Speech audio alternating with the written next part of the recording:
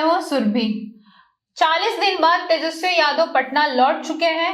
ऐसे में वो आते ही साफ तौर पर इशारा कर दिए कि ना वो टूटे हैं और ना ही वो बिखरे हैं। सरकार के दुखती रथ पे हाथ रखने का वो पूरा प्लान करके आए हैं। क्या है तेजस्वी यादव का पूरा प्लान? आइए हम जानते हैं हल्ला बोल टीवी के संपादक दीपक शर्मा से। देखिए, सरकार के दुखती रथ पर हाथ रखने का संकेत ही दे दिया उन्होंने एयरपोर्ट पर। क्या है दुखती रथ? तो महिलाओं को 2-2 लाख रुपया देना। कहां से देगी सरकार 1.5 करोड़ महिलाओं को 2-2 लाख रुपए? नीतीश सरकार, बिहार की सरकार का खजाना खाली हो जाएगा, लेकिन 1.5 करोड़ महिलाओं को 2-2 लाख रुपए नहीं दिए जा सकते। ये असंभव है, पैसा ही नहीं है इतना बिहार सरकार के पास। तो अब तेजस्वी यादव ने इसी दुखती रथ पर पटना पहुंचते ही हाथ दे दिया है, हाथ रख दिया है। 40 दिन बाद तेजस्वी यादव पटना लौटे हैं। 2 दिसंबर को वे, जिस समय विधानसभा का सत्र चल ही रहा था, बिहार से चले गए थे। बाद में दिल्ली गए और फिर यूरोप चले गए। अपने परिवार के साथ, बच्चों के साथ, पत्नी के साथ छुट्टियां मनाकर वापस लौटे हैं।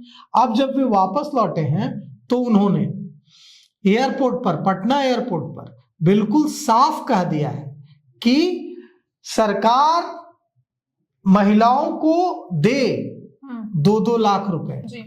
अगर महिलाओं को 2-2 लाख रुपए सरकार नहीं देती है तो हम सरकार के खिलाफ सड़क पर उतरकर आंदोलन करेंगे। तेजस्वी यादव ने बिल्कुल साफ कर दिया है कि हम 100 दिन तक कुछ नहीं बोलेंगे, चुप रहेंगे। 100 दिन तक हमारा मौन व्रत चलेगा। 100 दिन का मौन व्रत रख लिया है और कहा है कि 100 दिन के मौन व्रत के बाद हम बोलना शुरू करेंगे। 100 दिन हम कुछ नहीं बोलेंगे। सरकार करे, सरकार 2-2 लाख दे महिलाओं को, सरकार हर जिले में 4-5 फैक्ट्रियां लगाए, सरकार बेरोजगारी दूर करे, सरकार पलायन दूर करे। लेकिन अगर सरकार 100 दिनों में यह काम नहीं कर पाएगी तो 100 दिन के बाद हम मौन व्रत तोड़ेंगे और उसके बाद हम सरकार पर सीधे सीधे धावा बोलेंगे, सड़क पर उतरेंगे और सड़क से सदन तक सरकार को घेरेंगे। तेजस्वी यादव ने कहा कि ये जो चुनाव है, इस चुनाव में आरजेडी नहीं हारी है, लोकतंत्र हारा है। लोक हार गया है और तंत्र जीत गया है। डेमोक्रेसी हार गई है और सिस्टम जीत गया है। उन्होंने गलत तरीके से पैसे का इस्तेमाल करके, सिस्टम का इस्तेमाल करके चुनाव जीतने का आरोप सत्ताधारी दलों पर लगाया है और उन्होंने कहा है कि गलत तरीके से जीता गया।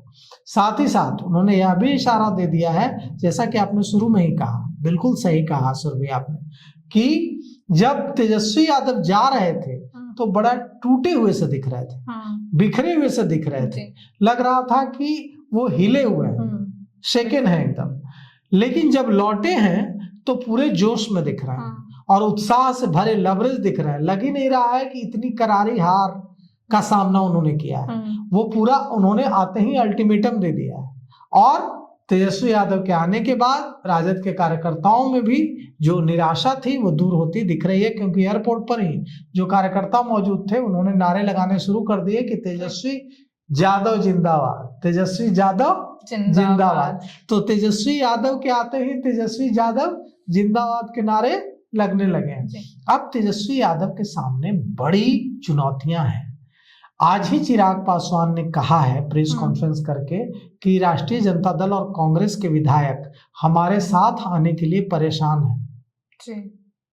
वे एकदम परेशान हैं कि कब हम आ जाएं, राष्ट्रीय जनता दल और कांग्रेस के विधायक।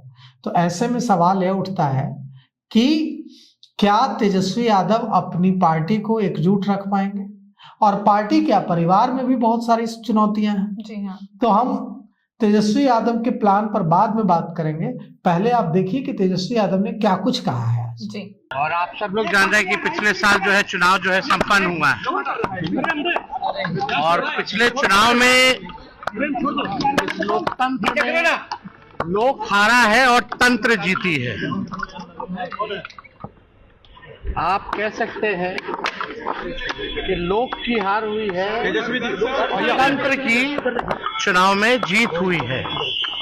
जनतंत्र को इन लोगों ने धन तंत्र और मशीन तंत्र बना दिया है।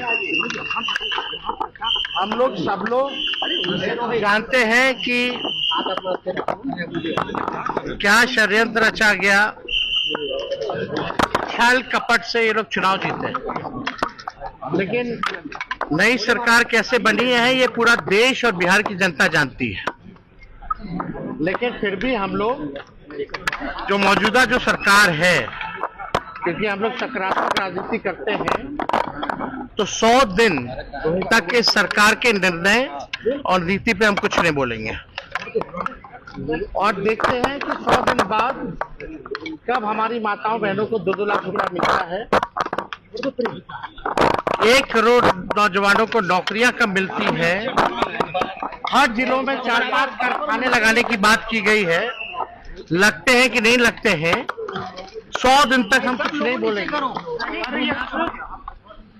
और ये सरकार की जिम्मेदारी है कि जो घोषणा पत्र इन लोगों ने जो जारी किया है, उस घोषणा पत्र को जमीन पर अमल करने का काम करें। बहुत शुक्रिया। बिहार में अपराध बढ़ गया है, बिहार में अपराध बढ़ गया है। 100 दिन तक हम नहीं कुछ बोलेंगे।